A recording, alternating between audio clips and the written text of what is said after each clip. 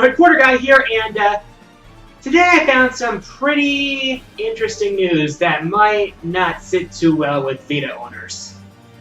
Apparently, Sony first-party developers aren't making games for the Vita anytime soon. Sony's putting all their focus right now on the PS4, which is apparently selling really well. But as far as the Vita goes, either they're just leaving everything to the third-party developers, or they've pretty much given up on the system. Given its lackluster sales in the US, I can't say I'm surprised, but it's a shame to the people who actually got a Vita. Personally, I'd say part of the problem with the Vita in the US is, well, for one thing, Nintendo seems to have a bit of an iron grip on dedicated handheld video game platforms in the US and in other places. Though the Vita and both Vita and the PSP did pretty well in Japan, but I digress. The system, for one thing, the Vita, for one thing, I don't think was marketed very well. And at least from my perspective, there weren't that many titles for the Vita that really stood out, at least in my case. And probably the biggest thing hurting the Vita was their proprietary memory cards.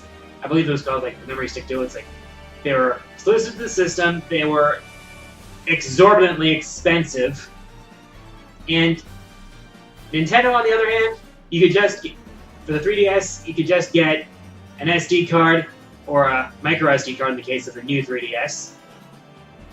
They're a lot less expensive and a lot more universal.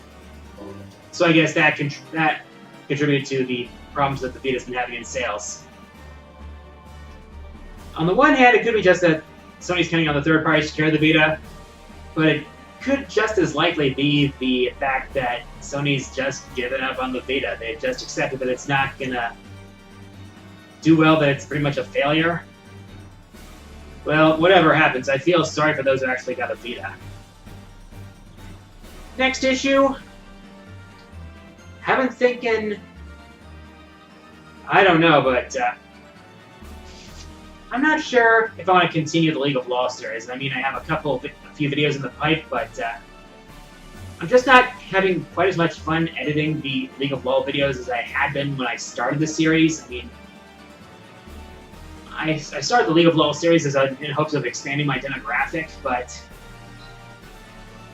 I might be that I'm burned out on League. It might be that I'm temporarily burned out on maybe editing, considering that I've been so busy with Castlevania month. Yeah, I'm probably not going to do a theme month anytime soon after this, but I digress.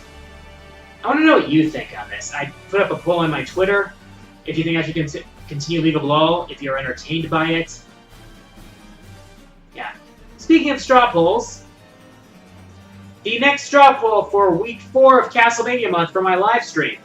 I've got a link to that below. Right now it's really close between two top contenders, but at the end of the day on Saturday, the results of the straw poll will determine which game I play on Sunday. It'll be the final live stream of Castlevania month.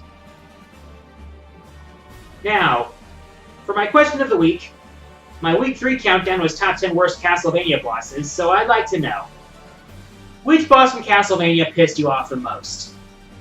As always, leave your answers in the comments below. I'll pick my favorite answers and feature them on next week's episode. Here are last week's winners.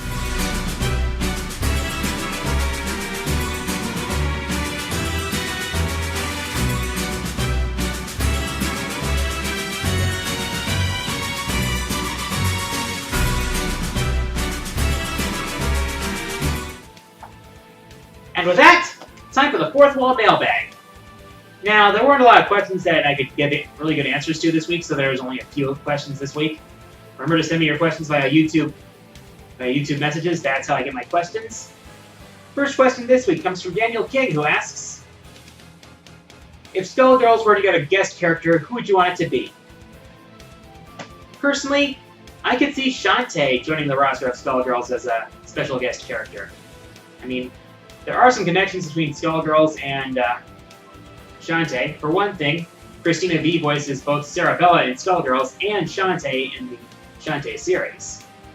The other being the fact that Tom Hewlett, who now works for Way Forward, used to work with the Lab Zero team on Skullgirls. I believe it had to do with the art. I don't remember exactly what it was, but I really think it could work. I mean, Shantae could have a unique fighting style. She's got a great personality, and I think he'd be a lot of fun to play as in Skullgirls. So, yeah, Shantae would be my pick. Shantae would be my pick for a guest character. Next question comes from Metal Sonic, who asks, besides Zero, who is your favorite character in all of the Mega Man games? Okay, I'm gonna go by series. Classic Mega Man, I would have to say Bass because of the personality they gave him. They made him a pretty good rival to Mega Man. Though he didn't get quite that much development, except for the fact to the point where Bass got so arrogant that he actually turned on Dr. Wily, but he's still a pretty good character in the classic series. X series, I would have to say X himself because of his very real reaction to wanting to be a pacifist and yet having to be forced into battle time and time again. Though he was flanderized to no end in X7. I mean, there's being a pacifist, and then there's being a pussy-ass bitch. And that's kind of what X7 made him, sadly. It's the ironic thing about peace, sometimes it has to be fought for. Let's see, Mega Man Zero series, definitely Harpuya. Of the four Guardians, I think Harpuya had the most interesting personality, and I think he had the best development. Not to mention the best sense of honor. Mega Man Legends, I'd have to say the Ensemble Dark Horse, Tron Bonne. I mean, I liked her personality, and I liked how she loved antagonizing Mega Man Walnut. She had quite a style to her. It's no wonder she's often been represented in the Marvel vs. Capcom games. Let's see, oh yeah, Mega Man ZX. I'd have to say Prometheus. I actually kind of like the psychotic nature. I actually found it very effective as a secondary villain of the series. It's pretty interesting, to be honest. Let's see, Battle Network. I would again, no, not Bass. That's a tricky one. There are quite a few good characters. I'd have to say Shod, for being such a great rival to Lan and Mega Man. Star Force, I'm going to have to go with Geo, because of just how well his character development occurred throughout the 3 games of the trilogy. And his relationship with Omega has definitely helped with that as well. So, those are my picks. Last question today comes from Acquiesa. I think I botched that. Who asks, will you ever do a top 10 waifu list? Don't count on it.